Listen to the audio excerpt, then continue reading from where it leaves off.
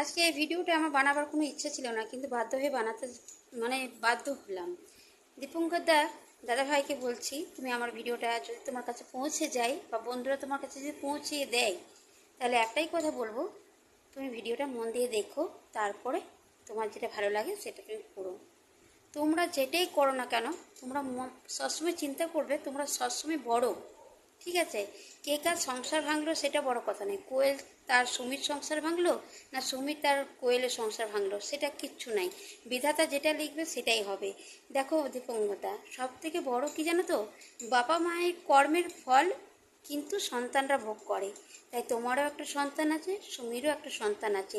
আমি কোনোদিন আশা করিনি দাদাভাই যে তুমি এরকম একটা কাজ করতে পারো বা তোমাকে সবাই চিচিকারি করতে পারে।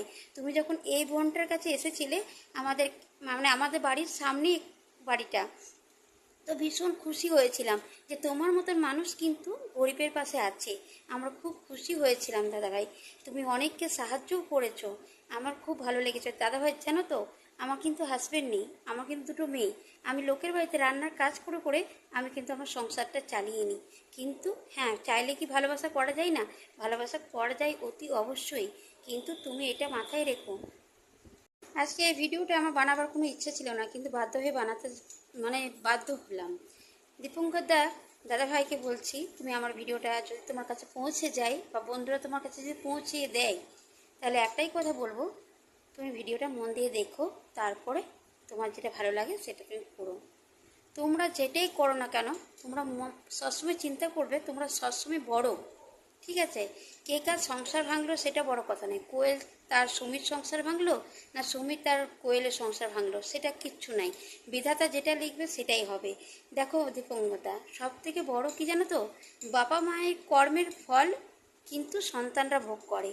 তাই তোমারও একটা সন্তান আছে, সুমিরও একটা সন্তান আছে। আমি কোনোদিন আশা করিনি দাদাভাই যে তুমি এরকম একটা কাজ করতে পারো বা তোমাকে সবাই চিচিকারি করতে পারে। তুমি যখন এই বোনটার কাছে এসেছিলে, আমাদের আমাদের বাড়ির সামনেই বাড়িটা, তো ভীষণ খুশি হয়েছিলাম যে তোমার মতন মানুষ কিন্তু গরিবের পাশে আছে। আমরা খুব খুশি হয়েছিলাম দাদাভাই, তুমি অনেককে সাহায্যও করেছো। আমার খুব ভালো লেগেছে দাদাভাই। জানো তো, আমার কিন্তু হাজবেন্ড নেই, আমার কিন্তু দুটো মেয়ে। আমি লোকের বাড়িতে রান্নার কাজ করে করে আমি কিন্তু আমার সংসারটা চালিয়ে নিই। কিন্তু হ্যাঁ, চাইলে কি ভালোবাসা করা যায় না?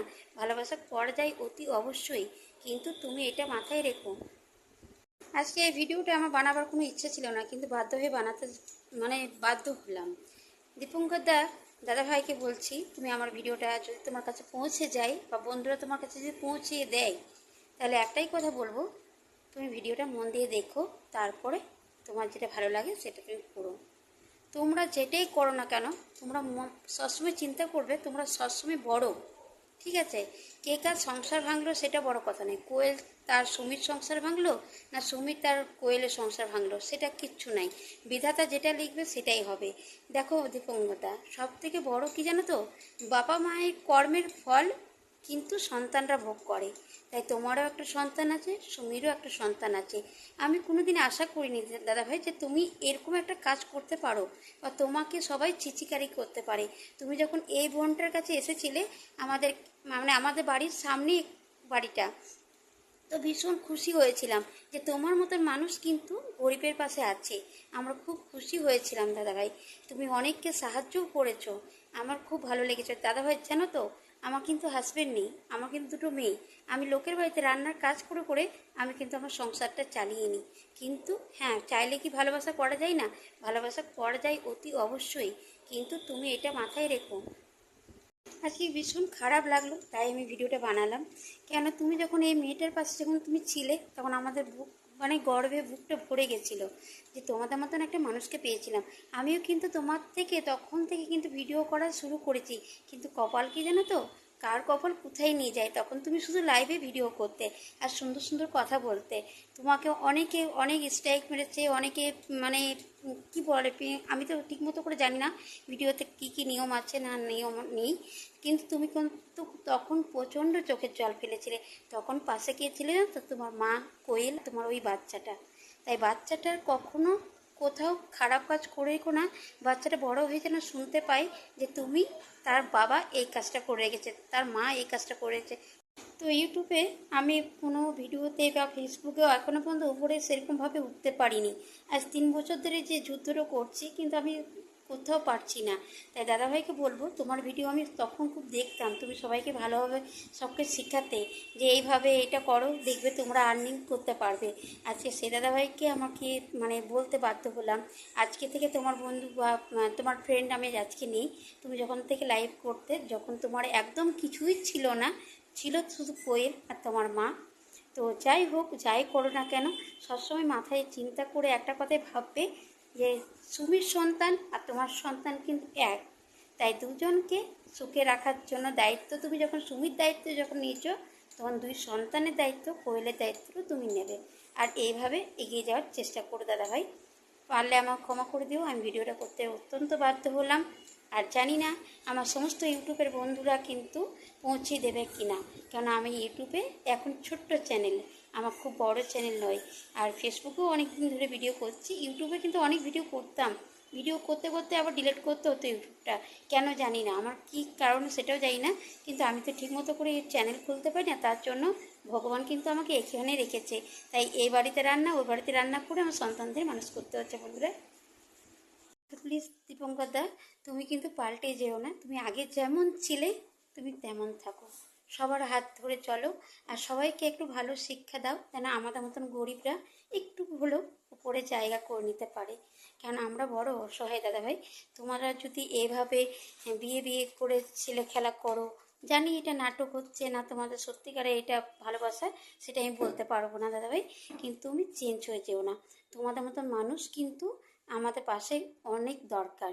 তাই আমাদের যত ইউটিউবের বন্ধুরা আছো, আমার তো ছোট চ্যানেল, আমরা এখনো ইউটিউবে আমি সেরকম জায়গাতে যেতে পারিনি, তাই আমার এখনো পর্যন্ত 1000ই হয়নি, 100 মানে সাবস্ক্রাইব হয়নি। তো আমি কী করে তোমাদেরকে বলবো, তুমি যখন এই বোনটার পাশে যখন ছিলে না, আমাদের সত্যি কথা বলতে গেলে আমরা খুব শ্রদ্ধা করেছিলাম, খুব ভালোবাসি তোমাদেরকে। তাই যত ইউটিউবের বন্ধুরা আছো, ফেসবুকের বড় বড় চ্যানেলে বন্ধুরা আছো, সবসময় চেষ্টা করবে আমাদের মতন গরিবদের পাশে থাকার জন্য। যারা সত্যিকারে গরিব তারা কখনো মুখ ফুটে বলে না আমরা এই বাড়ি কাজ করছি, ওই বাড়ি কাজ করছি, আমার এটা নেই সেটা নেই। তারা ছেঁড়া জামা পরেও দিন কাটতে পারে, আবার একটা আলু সেদ্ধ ফ্যান ভাত খেয়েও থাকতে পারে, বা না খেয়েও থাকতে পারে। যারা সত্যিকারে গরিব হয় না, তারা মুখ ফুটে কিন্তু সব কথাটা বলতে পারে না, যেমন আমি। তাই পারলে তোমরা ক্ষমা করে দিও, আর এই চ্যানেলটা তোমরা অনেক দূর একটু নিয়ে যাওয়ার চেষ্টা করো বন্ধুরা। তোমাদের কাছে আমি মানে কি বলবো, যখন আমরা সবারই বাড়িতে রান্না করতে বেরোই, প্রতিদিন রান্নার কাজ, এবার আজকে এই বাড়ি তো প্রতিদিন যেমন এই বাড়ি থেকে ওই বাড়ি যেতে হয়, এবার সকালে বেরিয়ে যায় 6টার সময়, আবার রাতে নাইট ডিউটি থাকে।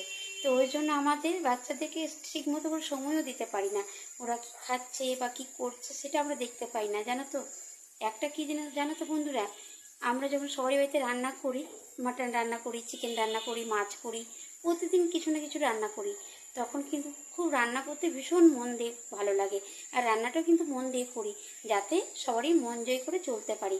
কিন্তু বাইরে বেরিয়ে ভীষণ চোখের জল ফেলতে ফেলতে বাড়ি যাই, কেন জানো তো, বাড়িতে গিয়ে দেখি বাচ্চারা হয় ডাল সেদ্ধ আলু সেদ্ধ ভাত, আর নয়তো একটা যে কোনো তরকারি ডাল ভাত খাচ্ছে। তাই ওদেরকে ঠিক ভালো মন্দ করে একটু যে খাওয়াবো, সেটাও আমাদের সময় থাকে না, আর বলতে পারো অর্থেরও কম। তাই আমরা সব কিছু মানিয়ে গুছিয়ে চলি। কিন্তু আমাদের মতন মানুষরা যারা মুখ ফুটে বলতে পারে না, যারা প্রকৃতি গরিব হয় না, তারা কখনো কোথাও জায়গা দেয় না, না ফেসবুক জায়গা দেয়, না ইউটিউব জায়গা দেয়। তাদের মনে কথা বুঝতেই পারে না তারা প্রকৃতি গরিব, না তাদের চেহারাটা দেখে তো যে ঠিকঠাক আছে, তারা তো গরিবের কিছু দেখলামই না, তারা নিশ্চয়ই গরিব নয়। যারা প্রকৃতি গরিব তারা কখনো দেখায় না, আর যারা গরিব নয়, গরিব সেজে থাকে, তারাই কিন্তু তাদের ব্যবহারটাই কিন্তু সবাই দেখতে পায়। যারা মুখ ফুটে কিছু বলে না, আর তাদের কপালে কিন্তু কিছুই জোটে না। কি জোটে জানো, শুধু লাঞ্ছনা আর গঞ্জনা। আর যেখানে ছিলাম সেখানে থাকি, এমনকি ভিডিও যে বেশি করব বা ভিডিও পোস্ট বেশি যে করব, তার জন্য নেটের প্রয়োজন হয়। একটু নেট চালাতে চালাতে বা দুটো ভিডিও করতে করতে নেট ফুরিয়ে যায়, তারপর কার ভিডিও দেখবো আর কার ভিডিওতে লাইক কমেন্ট করবো সেটাই তো খুঁজে পাই না। তাই ভিডিও করতেও ভয় লাগে আর ভিডিও না করলেও থাকা যায় না। আবার যদি নেট ভরবো সেটা মনটাও কচকচ করে যে আমি তো ভিডিও করে কিছুই করতে পারলাম না আজ 3 বছর ধরে।